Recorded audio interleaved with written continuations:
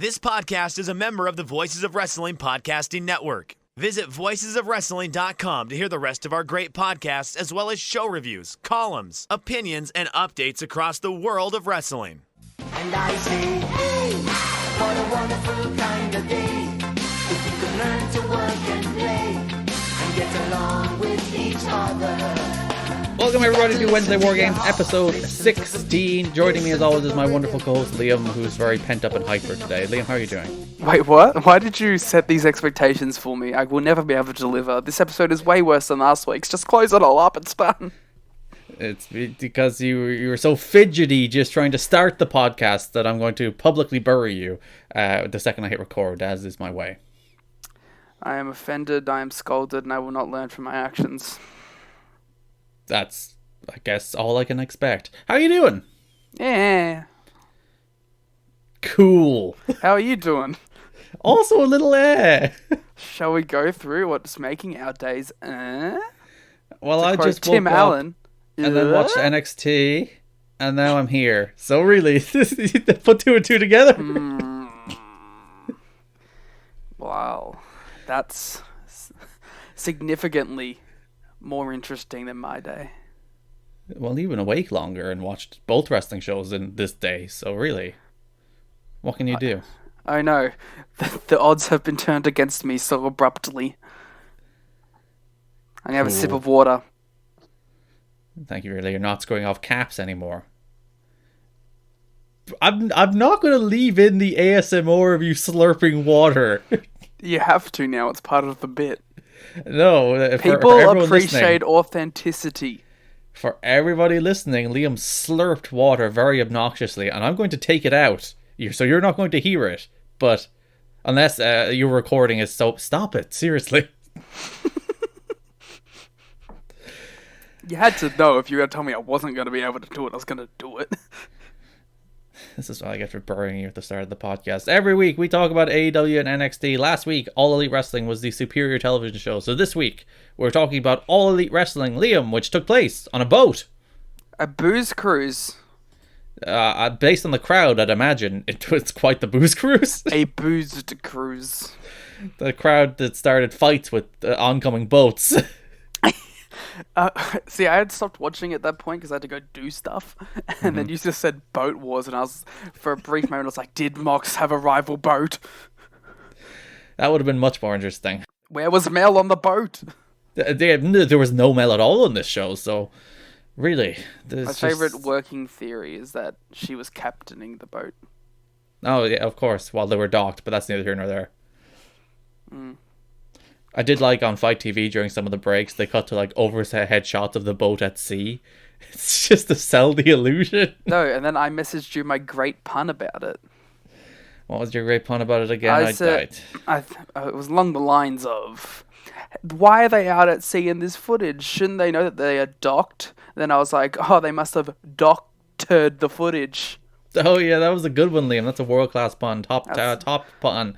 10 out of 10 pun. Very punny. So you're kind of devaluing it by doing all of this? The best pun in the history of our podcast, in the 16-episode history of our podcast. Don't applaud yourself. Come on. Oh. Self really high five. Assaulting the ears of our poor listeners in a variety of ways, don't you? I'm here to provide realness, and I'm sorry if some people just can't handle it. I can't. That's true. We opened AEW Dynamite on the boat with Kenny Omega and Hangman Page defeating SCU for the AEW World Tag Team titles, the first title change in the history of All Elite Wrestling. Liam, how do you feel about the title change first before we talk about the match?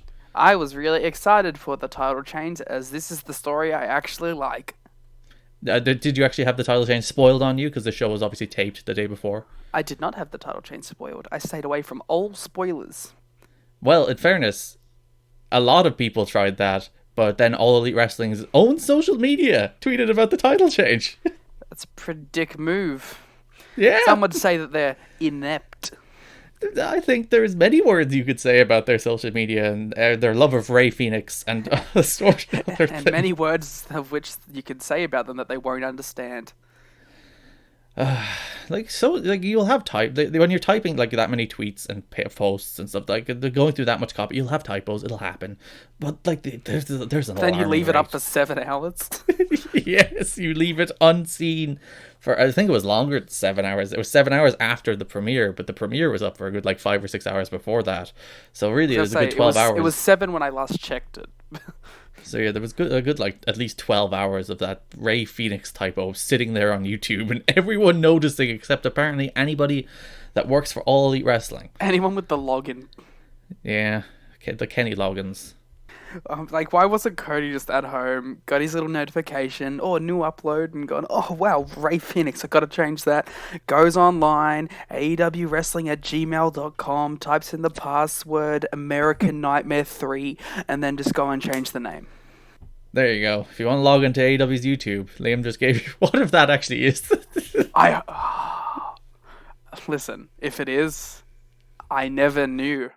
I winked. No one will know that I winked, but I winked. So yes, Hangman Page and Kenny Omega are the World Tag Team Champions now. SCU's reign has come to an end.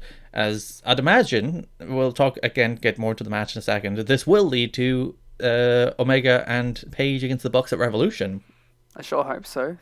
Which, yeah, that's a match I'm looking forward to. I hope they don't, like, there's so many people, like, looking at their storytelling, it's like, oh, the Pac thing is still hovering over Kenny, and they could break them up before Revolution and do Page and Omega at Revolution. But no, Whoa. Do the Bucks against Omega and Page at Revolution.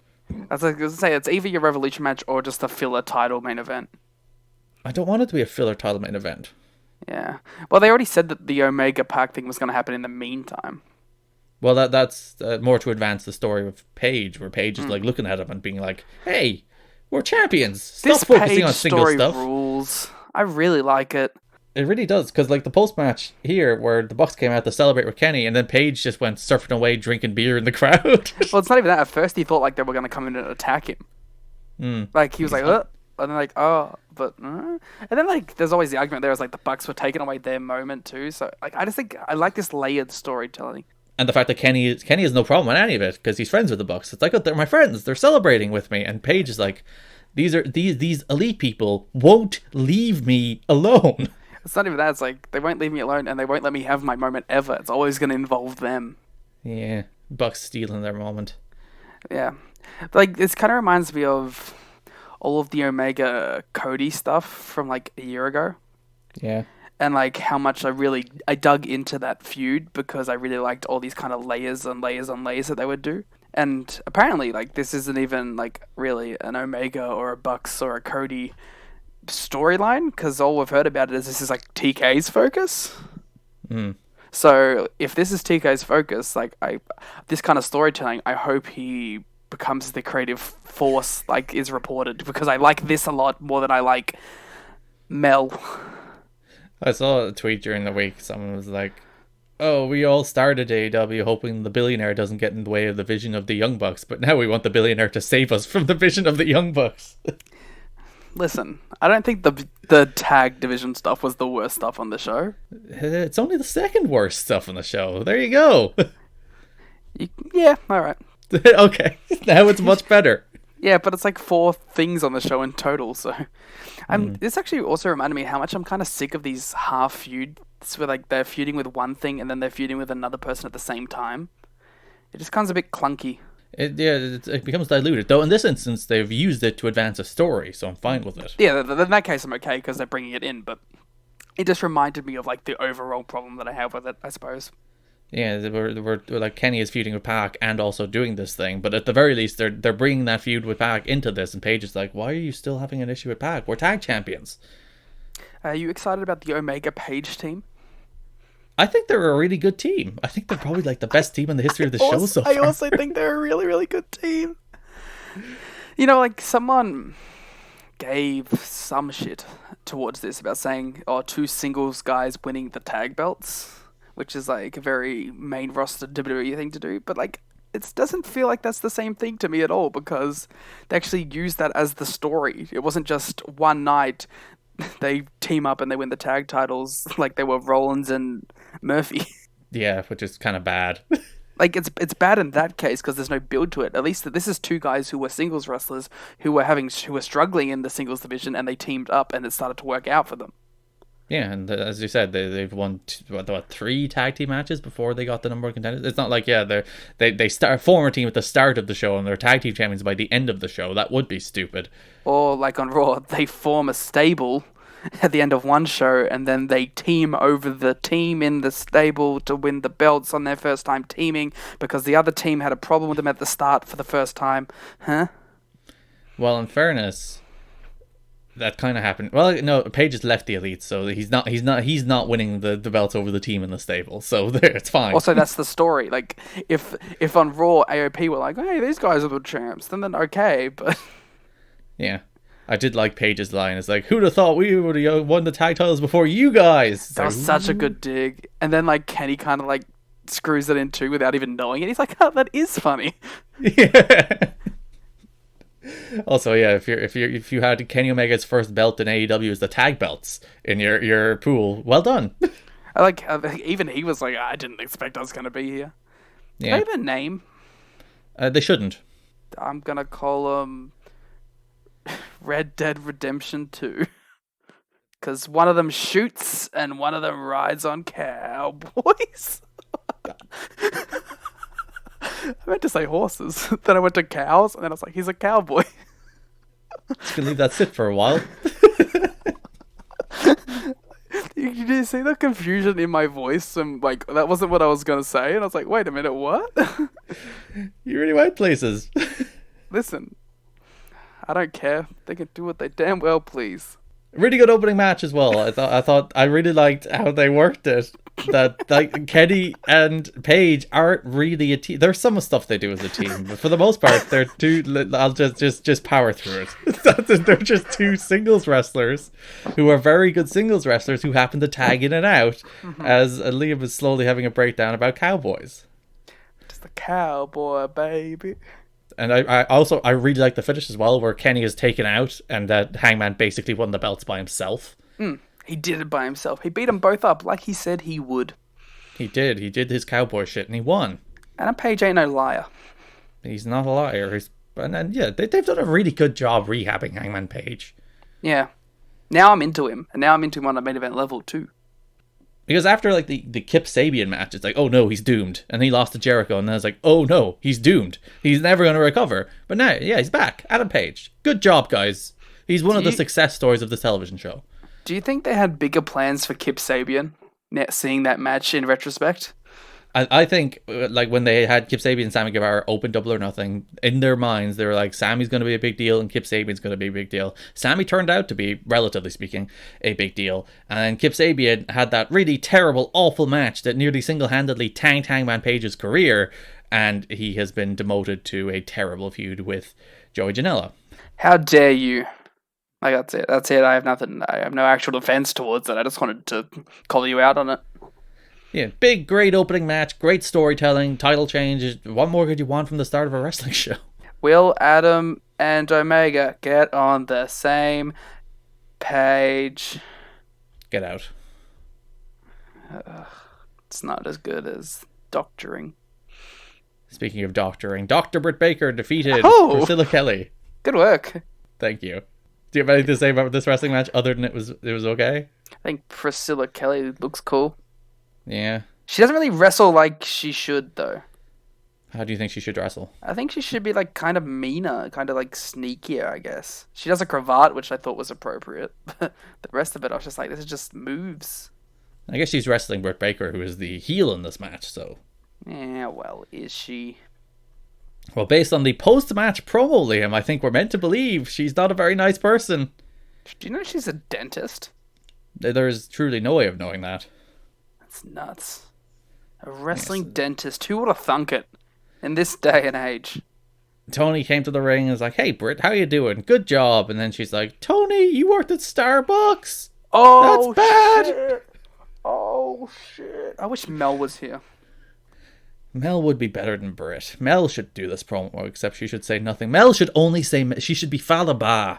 She should only say Mel. Mel. Mel. Mel. Mel. Mel. Like a Bulbasaur. Yeah. Mel, Mel, Mel.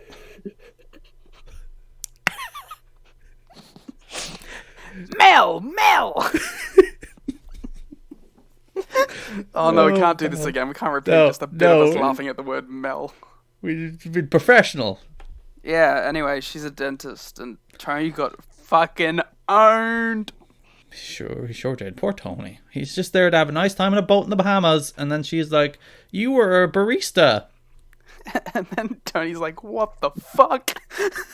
And then they abruptly cut the break. Do you think that was like the whole plan? Was like cut that off mid thing? It seemed very weird. Yeah, I'd like to think the story idea there is JR is so upset at seeing his friend Tony being insulted that he demanded they go to break. Defend all Tonys. Building to a match between Britt Baker and Jim Ross. Oh, that'd be sick. I'm into that. The Inner Circle faced the Jurassic Express, beat them in a really fun 6-man tag team match. Like, people give out about Marco Stunt, but Marco Stunt is great. Marco was really good in this match.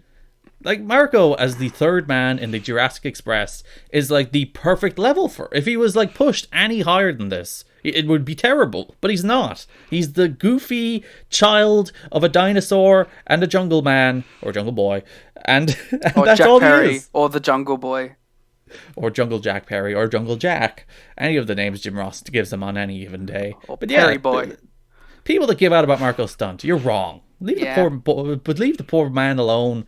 He's doing a good job. And also a hell of a singer. Apparently he's getting his own show at the frickin' Jericho Cruise. He's a pretty good singer. The Jericho won. They had a big exchange at the end where Marco Stunt got a bunch of near falls and Chris Jericho a bunch of flash pins. One of which that the crowd definitely thought was a 3. Which is understandable because if you look at the way Aubrey Edwards went down, usually referees count the one on going down. So, they go down 1, 2, and then kick out, where she went down, and then it was 1, 2, and kick out. So they mixed up her going to count as the 1 count and thought it was a 3 That count. happens to me way too often. Well, it depends on the referee, you see, because some referees do count 1 as they drop, and others don't. I think it's because I hear them hit the mat, and I think, oh, 1. Yeah, which is fairly understandable. The best part of this match, of course, was the crowd singing Judas. Oh yes, it's made it the best episode of All Elite Wrestling. This should become the trend. It should be the way all Elite Wrestling crowds act.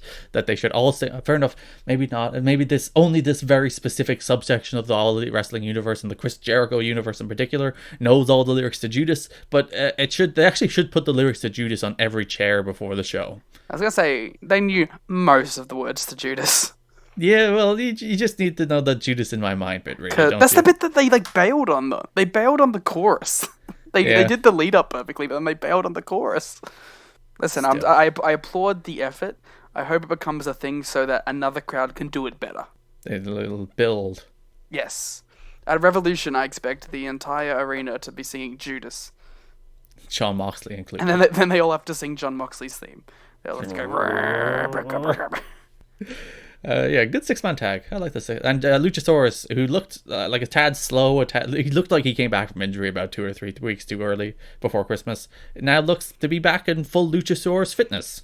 And also Santana Ortiz. They're good as the Jericho's boys who go out there and actually work the match for him. And Excalibur got in a sly LAX reference, which is I feel seen.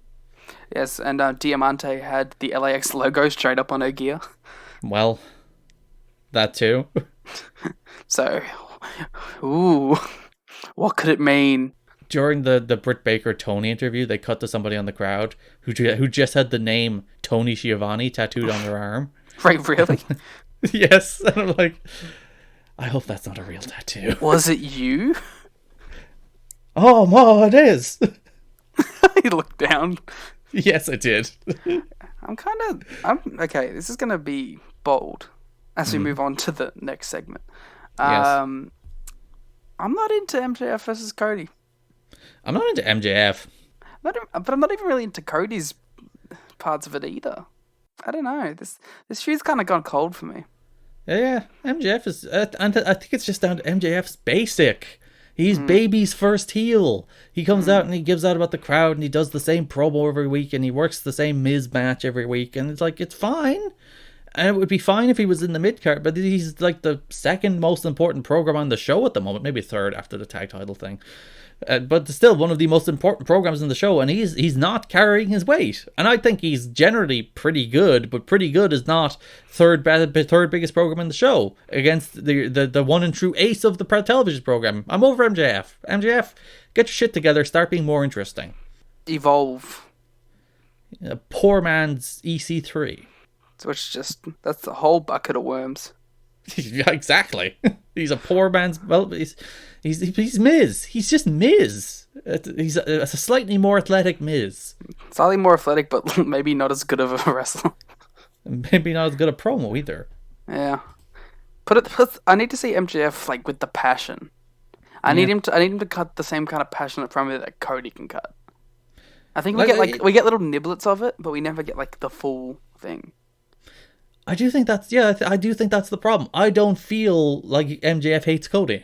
I feel like Cody hates MJF because he cost him his title match, but I don't feel it the other way, partially because it's never been explained. Yeah, I was just about to say that. Like, maybe it's because they never gave us a true reason. Like, they never said why MJF turned on him. There was like, Cody's greedy. He's looking out for me. It's like, how? You need the next part of that sentence for that to work. Please provide us with an explanation. Yes. How is he mean to you? How did he fuck you over by bringing you into the company? And making you part of his group, and even though people hated you, gave you opportunities. How is he greedy and selfish? Which made people like you? I guess like that's meant to be perhaps the idea that he's like just this ungrateful runt who never would have been happy regardless. But then make that apparent. Yeah, and I don't think that's a particularly interesting character beat either. Yeah, and this match with Joey Janela, blah.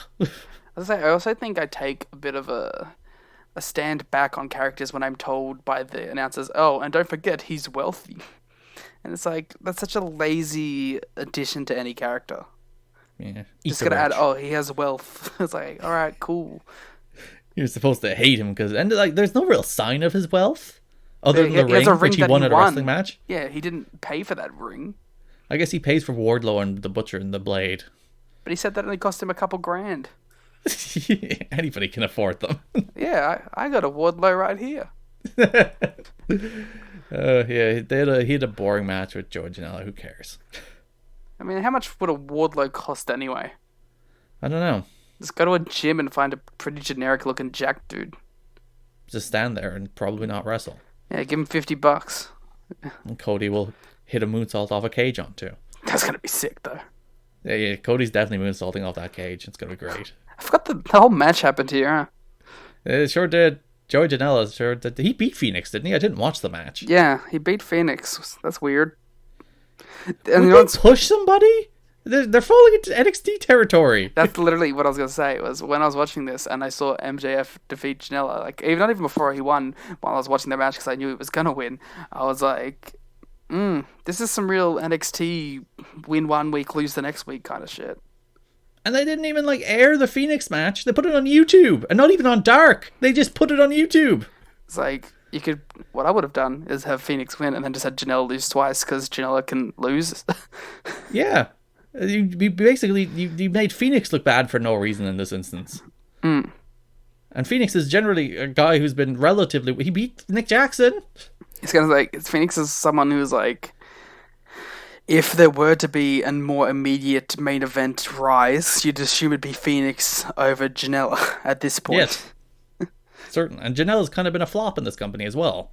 I just think, I don't know, they just haven't made him interesting. Maybe it's hard to capitalize on what made him cool.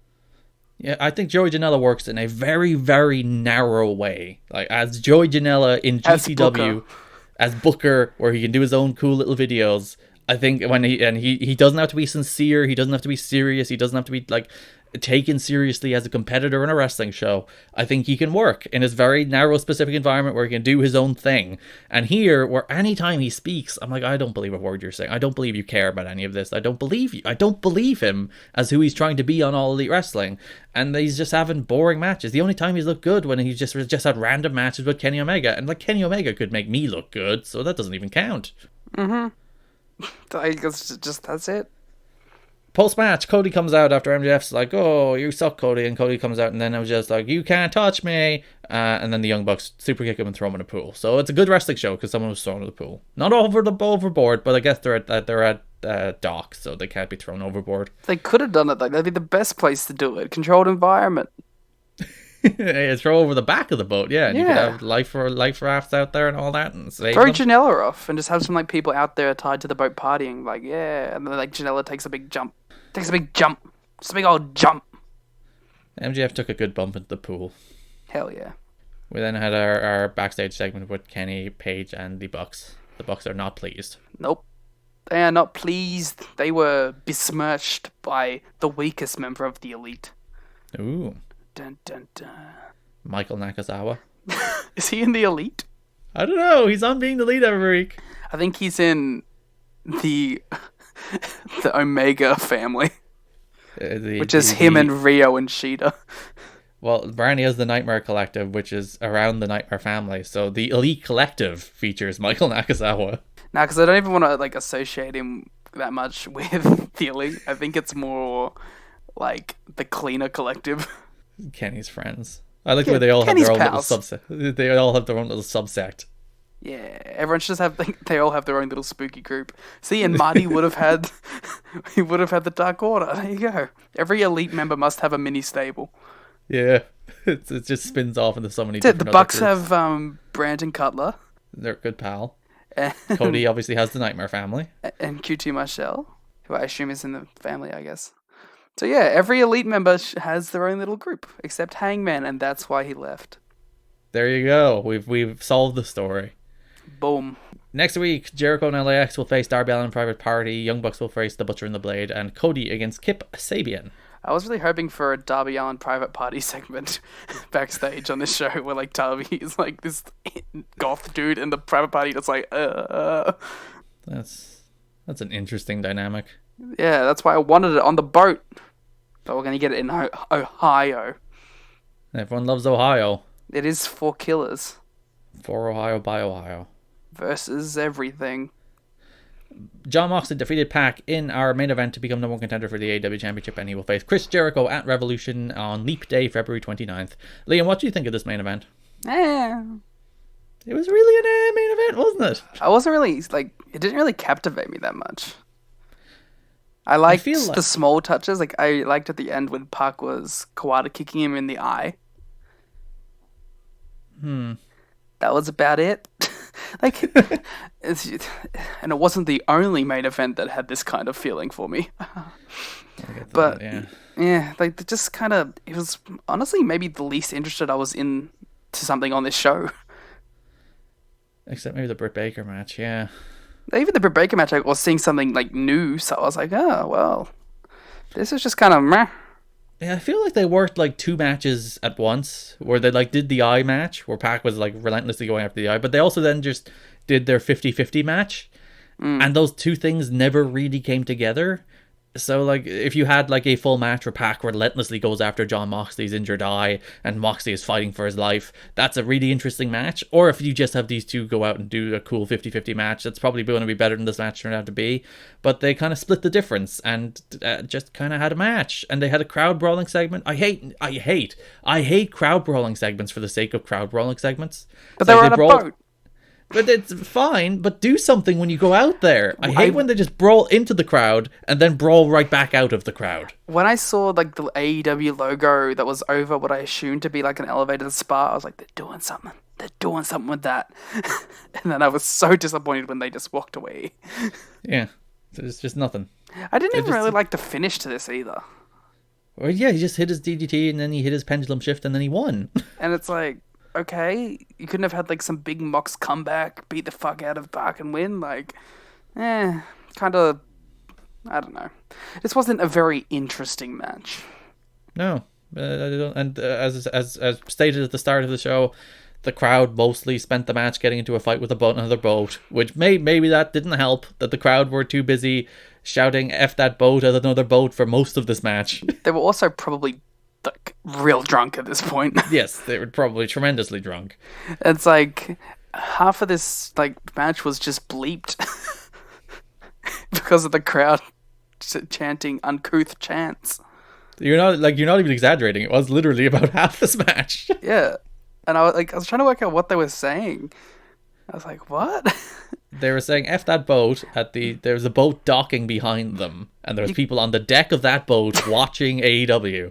Oh wow, they got a free show, those bastards. Yeah, so the crowd started fighting with their boat and chanting our boat's better, even though they got the wrestling match for free. They didn't pay for the wrestling match, so really, whose boat is better? The thing that annoyed me about this production was they also muted the commentators though.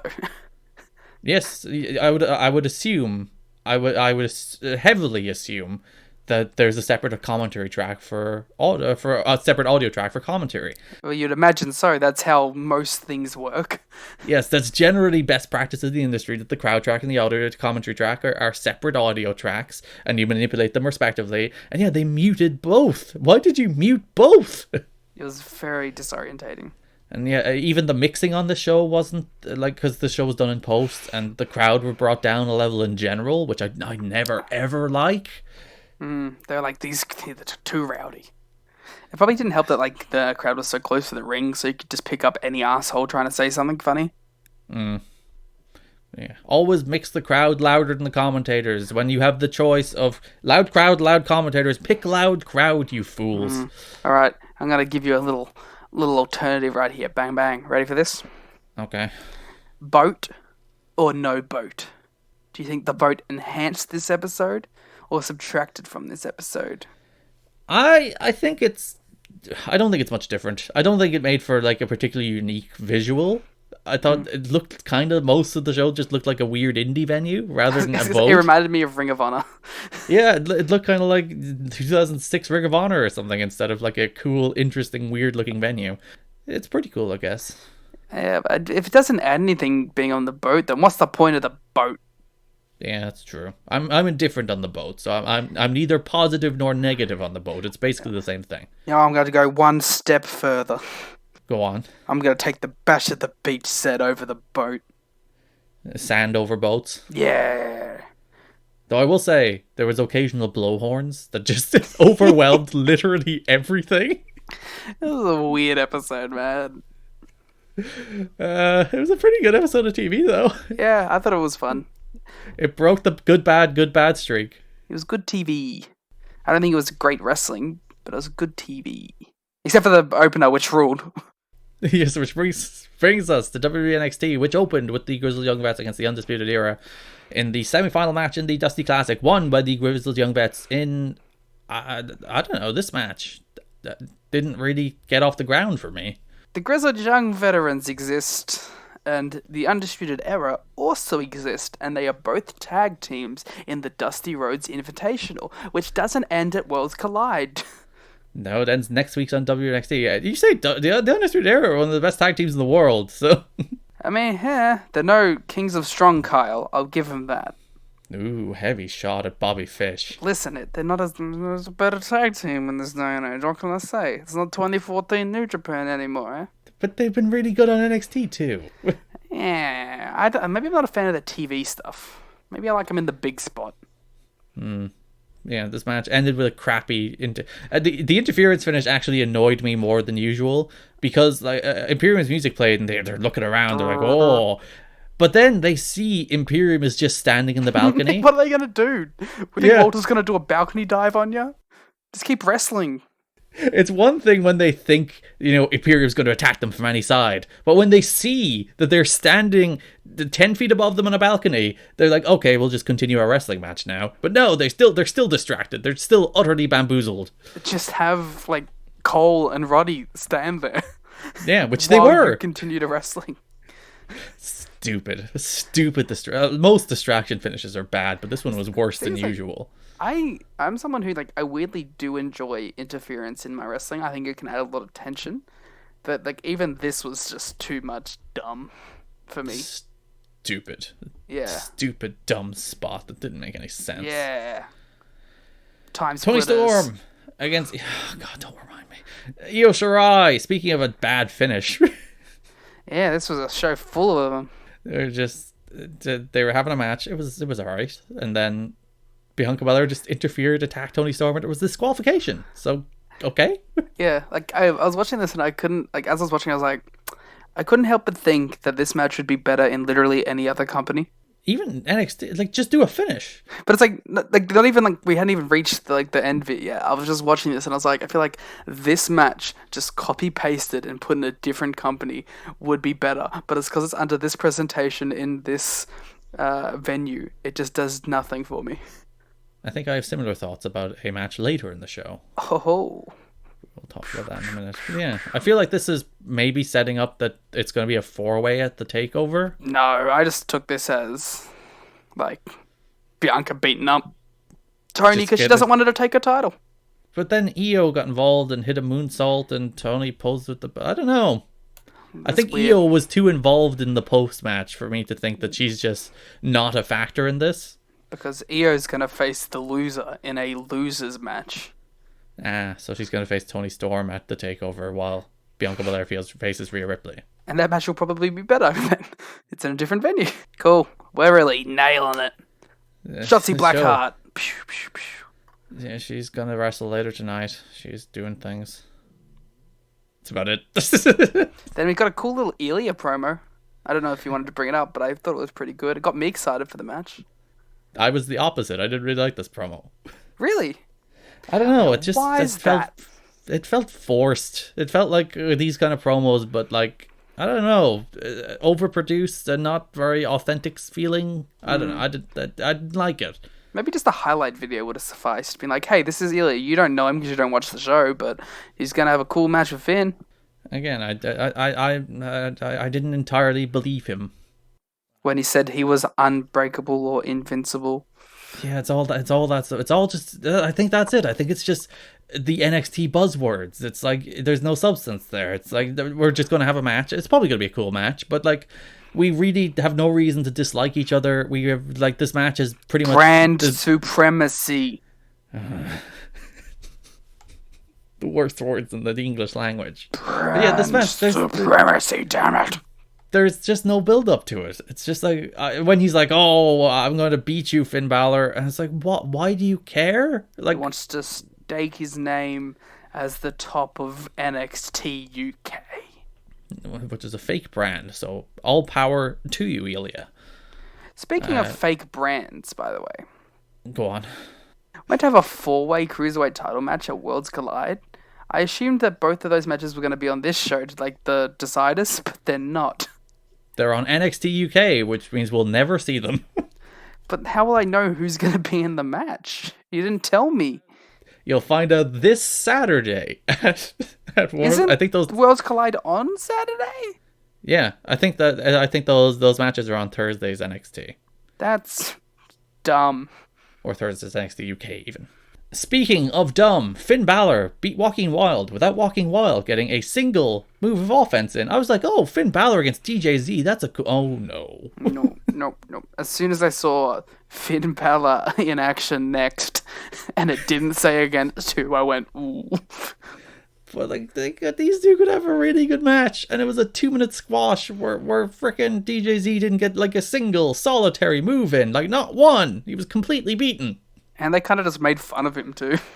Yeah, it's like, look at his dumb gear, and then he goes ass kicked. It's like, oh, well. Indeed. Poor DJZ, not getting the respect. Like, he's one of the better wrestlers on this brand. He's probably better than Finn these days. Probably. You put him in the big spot. Yeah, push DJZ, you cowards. Tell me right now, like, if you could go back in time and like, hey, it's Finn Balor versus Matt Riddle, or it's gonna be DJZ versus Matt Riddle at a takeover, I'm probably taking DJZ versus Matt Riddle at a takeover. Yeah, in like 2015. Yeah. Shayna could have... Actually, Shayna, you see, this is the difference between Shayna and Ilya Dragunov. When Shayna cut a promo about how she's going to murder Shotzi Blackheart, I was like, yes. Yeah, I like Shayna. I looked into her eyes and I saw a woman that was confident in the words she was saying. Garrett, is this the last time we'll see Shayna Baszler on our programming? I would be extraordinarily surprised if she's not in the Women's Royal Rumble. Do you think she wins? Who's champion? Becky Lynch, then Shayna against Becky Lynch? Yes, I think she wins. Wow. You heard it here first, folks. That's an official scoop. Guaranteed. Go put your money on Shayna Baszler to win the Women's Royal Rumble and then to face Becky Lynch at WrestleMania in the main event. Garrett gave you the scoop right here. Yes, I did. Put your money on it. Put the house on it. Put the car on it. Put the boat on it. Put Jericho's boat on it. Face another boat. Put that boat on it too. This is easy money, folks. I'm just giving people time to do it. It's fine. Go on to whatever betting services you use. Garrett, recommend a few right now. Go. No. All right. Only Shayna if you're Baszler over 18. Then went on to defeat Shotzi Blackheart. I like this match. I thought this was a nice... Like, this was the squash I was at least hoping for out of Finn Balor against Joaquin Wilder, where Shotzi got in some decent hope spots, but was ultimately choked out. I was going to say, see, you forget the problem is, like, Shotzi clearly has more upside than DJZ. Of course. That's definitely the case. I liked her little, I guess, I don't want to say vignette, because, but like a little promo package that she had before. And it's just like, hey, I'm Shotzi Blackheart. I'm going to prove that I'm cool. And I was like, yeah, you do that, Shotzi. You are cool. Then she got choked out. Yep. Even the finish, she missed the senton, and then Shayna just snapped on the chokehold and Did choked you her out. see the great post-match beatdown that happened on the Twitter? No. Deonna Purrazzo attacked Shotzi Blackheart by gently shaking her against the door. Oh, no. Wait. Okay, Garrett, you talk about this match for a minute. I'm going to send it to you. All right, so I actually, as I said, I actually liked this match maybe even more than any other wrestling match on the show, because it was a nice little simple structure of Shayna is a badass and Shotzi's a spunky underdog, and Shayna beat her up and Shotzi made a comeback, and Shayna beat her up and Shotzi hit a slice bread in the apron. Then Shotzi went for a cannonball, missed, got choked out. Simple match formula. I like Shayna. She's probably the most interesting wrestler on this show because she's different on this show than pretty much any other wrestler. Shotzi has promise. We'll see. She's certainly no DJZ. It makes me sad that DJZ got squashed. Why do you squash DJZ? He's like one of the most fun, entertaining wrestlers. Former X Division champion, former World Tag Team champion. He goes burr burr burr burr. He has air horns.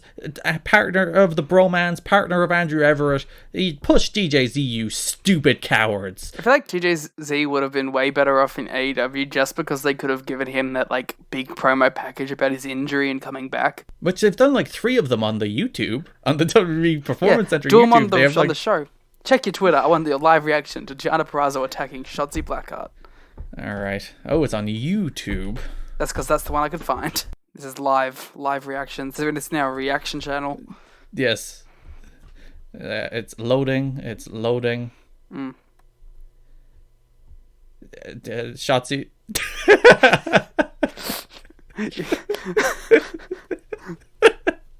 Have you got to the awkward stare? The best part for me is like she pushes her into the door and then she holds her against the door by her hands. Yeah, and then like Shotzi just goes like slumps down. She's like, that was too much. Yeah. It's like usually it's like, oh, she's gonna choke her or something, but no, she grabs like her forearms and pins her against the door. It's like that's what you get, Shotzi. Especially it's like it's Deonna. Is she gonna put her in a fucking like armbar? Also, WWE digital strategy. That video was 36 seconds long. You shouldn't put it on YouTube. Wow. You want to prioritize watch time, Liam. The algorithm prioritizes watch time. So if you put a 36-second video on YouTube, no matter even if people watch all of it, it's not the percentage of the video watched, it's the number of seconds. So you want longer videos, you want longer watch times. You don't want something that's 36 seconds because that will hurt you in the algorithm. There is some digital advice for free for WWE's YouTube channel. That's a video for social. Don't use it on YouTube. Yeah. But yes, stupid. She didn't even hit the door very hard. There was nothing great about that. Oh, basically the definition of NXT. There was nothing great about that. Speaking of nothing great. What do we have? Broserweights against Imperium? Is that Sure. what you've been at about? This is a wrestling match, as you said, that I think if this happened 5 years ago in any other company in the world, I'd be like, this is like a low-key match of the year contender. But like this style is so overexposed, like just a million billion miles an hour, moves. And I feel like an old man saying that. And I like that kind of wrestling. That's the thing. I don't dislike that kind of wrestling. I'm just bored of it. Every match is this. And it's just like, it's good, but like, I'm just numb to it, Liam. I'm so numb to this kind of match. Oh, that's what we've been saying, like, literally since we started this, was why Shayna was such a great breath of fresh air on these shows, because she was the one person working a different kind of match on these shows. And then immediately you get the Broserweights against Imperium, all good wrestlers, all having, as I said, a good wrestling match that was just so fast paced. They did so much stuff. See, like, and I see these four people. I see these four people on paper, and I think hey, they could be that different thing on the show. You know, like these are all four guys could go out there and do some graps. And they could like accelerate into like the striking, boom, boom, boom, and it could have, and that could be it. But no, it's just like this is not more PWG tags. Yeah, as I said, it was the same thing with Jordan Devlin and Tyler Bate in the UK TakeOver, which is objectively a great match, but I'm just like, I'm so bored of that kind of wrestling. Everyone does it on this brand, and they all do it well, but not well enough for me to go, ooh. That being said, fuck everything we just said, doesn't matter, because Matt Riddle gets to talk about smoking weed on NXT, baby. Yes, what was it, where... what joint manipulation was joint manipulation Zach Gibson made about their potential name, yeah. And then Pete Dunne was like, while you were off in the clouds. Hey, ho, drugs. They do drugs. Do you think Pete Dunne now does drugs too to keep up with Matt Riddle? I like to think so. I hope like the whole shtick is like, if Riddle does come out at number 2 at the Rumble, like he just comes out super high. Yeah. They rule. should do the Rascals Impact thing where he's just there's always surrounded by a cloud of smoke. Yes, that would be perfect. So, while we're here, do you think Riddle's number 2? No. Why do you think he's number 2? Because the big idea is apparently like Riddle Lesnar. Because Lesnar's number 1. Nah. I mean, I literally shrugged as they asked the question. That's how much I cared about the actual question I was asking. I thought this was like actual this is why is that something people speculate? Why Riddle? Because Riddle has always wanted the Brock match at Mania. Well, the more interesting thing was if it was Goldberg number 1, then I'd be like, yes, put Riddle out there. That would be funny. He just beats up Goldberg for real. Yeah, shoot fight. I don't even want to talk about this main event. It was real boring. I like the story, but like I said with the other match, it also had a story that I liked, but I didn't exactly capture me. Maybe I'm a hypocrite now because I'm like, don't do the mile-a-minute wrestling, but then these two didn't do the mile-a-minute wrestling either. You bring a valid point. They did nothing. They just kind of did nothing. He did some cool leg work. But leg work is boring. There's no such thing as good leg work. And he did like some cool ankle lock stuff. And then Keith Lee just hit a move and won. Yeah. He overcame the odds. And I thought because he went for the big moonsault once and then Strong cut him off and he went for it again and Strong cut him off and I'm like, oh, they're building to that as a big spot. And nope, he just did his move and won. That all being said, throughout any criticism of the match, Keith Lee won. It's cool. Well, I don't know. It feels like a consolation prize for Keith Lee. They should have swapped the roles of Keith Lee and Tommaso Ciampa on the show after Survivor Series. Yeah, but then Ciampa as like North American champ would be weird. I'm fine with that though, because it's always been a kind of a holding position for the Garganos and the Ricochets of the world while they're not doing the main event stuff. Ricochet never did the main event stuff, but he does the main event stuff now on WWE Main Event. Yes, the true main event stuff that everyone loves. The A show. Yeah, Keith Lee won the title, and I was with you. This match just kind of it was there. And they did my favorite thing in the world, which is his big like, oh, I sit up, but I look cool. I'm sick of it. And it was 20 minutes. Also, like he didn't even get his moment. Like he won the belt and then he left, and then they closed the show with Imperium. He's just like, I'm out. You know what the best thing about this show might have been for me? What? The 2 seconds of interactions between Walter and Adam Cole. I fundamentally agree, because Walter hit him with a chop, and Adam Cole landed on his head. And it's like, yes, good wrestling. Walter felt like Walter. For a brief second, we saw the true Walter come out because he no-sold 2 kicks and then chopped him. Yeah, and Adam Cole, in fairness to him, took the best bump in the history of chops. Yeah, it ruled so much. We got to get Walter versus Strong at some point. You see, the problem is they're probably going to do that Imperium match, and Imperium are going to ship off back to NXT UK for a while, and it's going to go nowhere. I would love Strong versus, maybe Strong goes over because he has no belt now. He goes over to NXT UK on the fake brand, and they do some chops for a bit. That'd be sweet. But then I'm never going to watch it. That's the problem. And then they can start throwing punches at each other, and Nigel can scream about Fry Takayama. Taking Morrow's quotes. Oh, God. We're going to end on Morrow quotes. There were so many bad ones on this show. I hope you got the one that I'm really... I don't think I did, because I think there's one that's probably one that you were very mad at that you didn't. There was one, it was about pools. Oh, wait, I did get that one. Okay. Yes, I hated that one. All right, so end of the show, bad main event. Let's get to the good bit. I'm very upset at Morrow because he's beginning to repeat Morrow quotes. Mm-hmm. They find his bloviation to be as annoying as autocorrect. You've used that one before, Morrow. Stop it. A few times, in fact, I think. Discretion is not the better part of valor. You've used that one, Morrow. Stop it. Fish and O'Reilly here proving they have more chemistry than Will Smith and Martin Lawrence. They are bad boys for life. Oof. Which I feel like is a direct reference to the last week of our podcast. Myra is a noted listener. Bobby Fish puts the ring general in ring generalship. That's not how wordplay works. There was another one where he did that. He was talking about Nigel.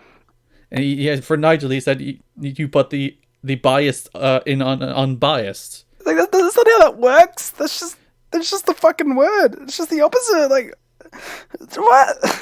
The ring general one upset me more because yes, that's what.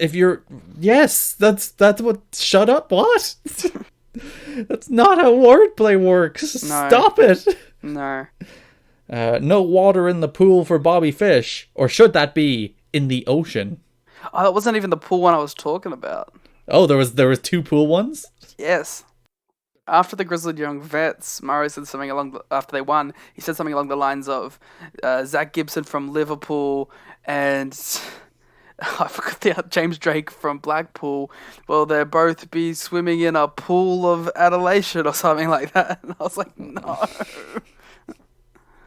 I feel like we've gone a few weeks without real bad Morrow quotes, and he's surged back. God, what an awful adventure we just undertook. Which show did you? Sorry, match of the week first. Which match did you prefer, Liam? You want to go first? Tag title match on AEW. It's not even close. Yeah, that's it too. It was really good. The only match this week that made the spreadsheet. Yeah, unlike last week where I think there was a good 3 or 4 candidates that you could have chosen from. This week it's easily that tag title match. Give me the stars, Garrett. What stars did you go on it? Probably flat 4. Yeah, I was a flat 4 as well. And show of the week, which did you prefer, Liam?